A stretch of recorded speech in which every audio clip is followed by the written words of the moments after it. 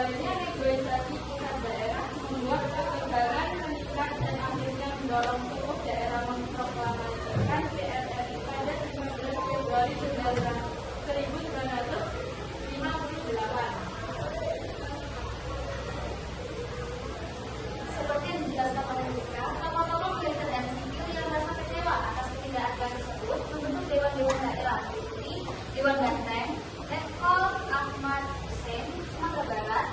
Yang kedua, Dewan Gajah, Pol Malukin Simbolon, Sumatera Utara.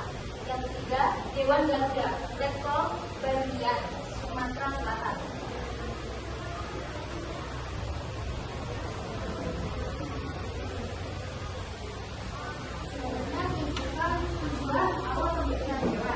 Pembentukan dewan pada masa itu bertujuan untuk mengatasi kondisi politik Indonesia yang sedang tidak stabil dan mengarah pada perpecahan. Banyak daerah merasa tidak puas dengan kebijakan pemerintahan pusat sehingga untuk kekhawatiran bahwa ketegangan tersebut dapat memicu konflik yang lebih besar. Oleh karena itu, dewan dibentuk untuk menyeimbangkan kekuasaan tahunan sekaligus memperjuangkan penataan pembangunan khususnya daerah-daerah yang masih tertinggal. Selain sebagai upaya menjaga persatuan nasional, pembentukan dewan juga dimaksudkan agar daerah memiliki suara yang lebih kuat dalam proses pengambilan kebijakan pemerintah. Pada tanggal 9 Januari 1958, pendiri dewan bersama tokoh-tokoh komunitas dan sipil mengadakan pertemuan penting di Sungai Jelas, sebuah daerah yang berada di perbatasan Padang dan Jambi.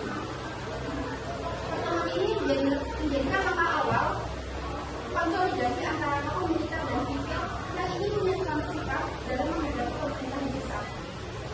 Beberapa tokoh militer yang hadir antara lain Kolonel Letkol Ahmad Hussein, Letkol Sensi Samuel, Kolonel Simbolon, Kolonel Berdam, Jamrek, dan Kolonel Zulkifli Lubis. Selain itu, hadir pula tokoh-tokoh sipil dan politik nasional seperti Muhammad Nasir, Burhanuddin Rahab, Syarif Usman, serta Syafruddin Prawira. Kehadiran tokoh-tokoh besar ini menunjukkan bahwa pertemuan-pertemuan tersebut merupakan upaya serius untuk menyusun langkah-langkah politik daerah yang kelak bisa menjadikan salah satu dasar munculnya gerakan protes daerah terhadap pemerintahan pusat.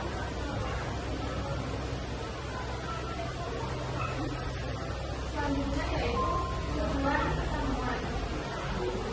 Yang pertama, mengomentasikan ketika untuk mencari data dari luar negeri. Yang kedua, memastikan sampai dari kontak. Yang ketiga, merencanakan pembelian kepolisian. Dan yang keempat, menggunakan negara yang terpisah dari RI jika semakin tidak dilaksanakan. Selanjutnya pada tanggal 10 Februari 1958, dalam rapat raksasa di Padang Letkol, Ahmad Hussein mengeluarkan ultimatum yang berisi. Yang pertama, dalam 5 kali berturut saja, kabinet Belanda menyerahkan mandat kepada presiden. Yang kedua, presiden ditugaskan Dr. Andes Mohatta dan Sultan Hamengkubuwono yang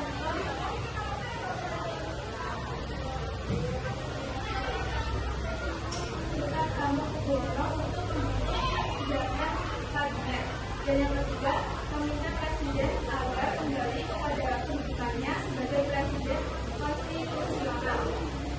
Namun pemerintah menolak. Ultimatum tersebut dapat memecat para perwira tinggi atau Letkol Ahmad Hussein, Simbolon, Kolonel dan Jakpro, Letkol Zulkifli Lubis. 15 Februari 1958, Kol Ahmad Hussein memproklamasikan PRRI dan mengangkat Syarifuddin Prawira sebagai Perdana Menteri. 2 hari kemudian, Permeskam memutuskan hubungan dengan pemerintah RI dan bergabung dengan PRRI. Permeskam menjalin hubungan dengan pemberontak luar negeri, Filipina, Taiwan, Korea Selatan, dan Rusia untuk keperluan peralatan perang modern.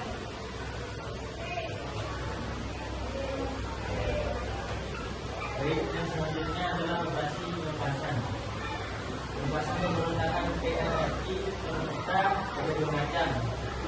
yaitu penugasan jalur operasi militer dan jalur damai. Yang pertama, jalur militer. Pemerintah Indonesia dengan segera melaksanakan operasi militer untuk membasmi PRRI dan pemerintah. Pada bagian RRI ada 4 operasi. Yang pertama, operasi tegas yang dipimpin oleh Letkol Analitis dengan sasaran daerah Riau. Yang kedua, operasi 17 Agustus yang dipimpin oleh Kolonel Ahmad Yani dengan sasaran daerah Sumatera Barat. Yang ketiga, operasi Setelah Warga yang dipimpin oleh Brigjen Yadi Kusumo dengan sasaran daerah Sumatera Barat. Yang keempat, operasi Sadap yang dipimpin oleh Letkol Mekasino dengan sasaran Sumatera Selatan. Pada bagian pemesan dilaksanakan operasi Merdeka yang dipimpin oleh Letkol Jenderal Diningrat. Operasi Merdeka terdiri dari beberapa operasi, yakni operasi Serta Marga ke-1 dan ke-2 sampai ke-6. Selanjutnya operasi MENA 1 dan 2. Penugasan Pemesta lebih berat dibandingkan dengan PRRI. Situasi wilayah yang mendukung dan persenjataan yang lebih kuat. Yang selanjutnya, jalur damai. Pemerintah pusat mengadakan upaya damai dengan kubu Pemesta di tanggal 5 Januari 1960 melalui perundingan yang dihadiri oleh Samuel Hussein dan Belaka. Pemesta disetujui. Pemesta setuju mengakhiri pemberontakan di tanggal 15 Desember 1960 karena pemerintah pusat setuju. Pemesta setuju mengakhiri pemberontakan di tanggal 15 Desember 1960 karena pemerintah pusat setuju membagi provinsi Sulawesi menjadi 2, yaitu Sulawesi Tenggara dan Sulawesi Selatan, Sulawesi Utara. Resmi berakhirnya Pemesta ditandai dengan Somba yang bersedia menyerahkan diri dan menandatangani naskah penyelesaian Pemesta. Pemerintah juga memberikan amnesti dan abolisi pada siapa yang terkait dengan Pemesta.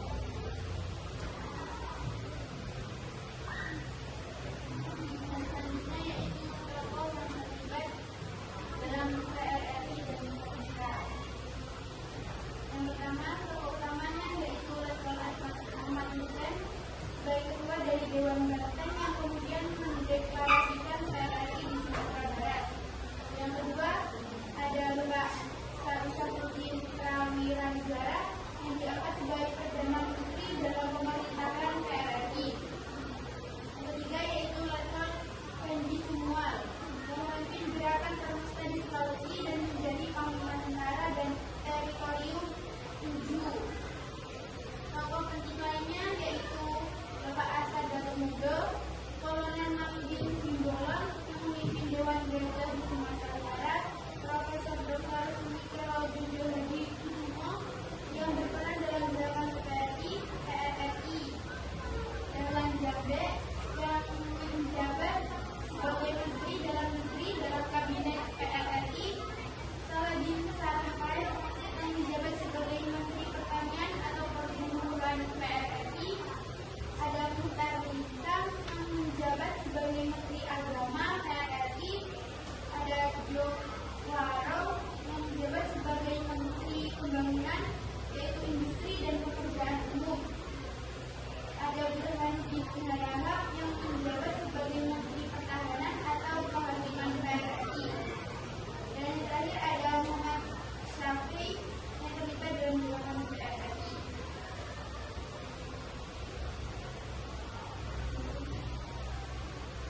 Ada yang ditanyakan dari PPP